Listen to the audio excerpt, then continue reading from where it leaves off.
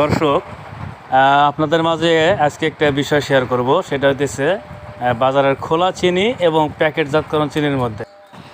এই খোলা চিনিটার দাম নিয়েছে আমার কাছ থেকে 1 কেজি 170 টাকা, যার কোয়ালিটিও খুব একটা সুবিধার নয়। এবারে দেখুন, বাজারে প্যাকেটজাতকরণ ফ্রেশ কোম্পানির যে চিনিটা আমি স্বপ্ন সুপার শপ থেকে সংগ্রহ করেছি, দাম সেই খোলাটার চাইতে মোটামুটি 24 টাকা কম, এবং খোলাটার চাইতে যথেষ্ট ভালো। মোটামুটি সাদা, ওটার মতো কালো নয়। প্যাকেটের গায়ে মূল্য দেওয়া আছে, আপনারা নিজেরাই দেখতে পারেন, 146 টাকা। তাহলে আমরা কেন আবেগে পড়ে এই 24 টাকা বেশি দিয়ে বাজারের খোলা চিনিটা কিনবো? তার মানে এই চিনিটাই প্যাকেট থেকে বের হলেই তার দাম 24 টাকা বেড়ে যাবে। ওই যে মানুষ কথাই বলে, ন্যাংটা জিনিসের দাম বেশি, এটাই হয়তো তার বাস্তব প্রমাণ। সোনার বাংলাদেশ চলছে।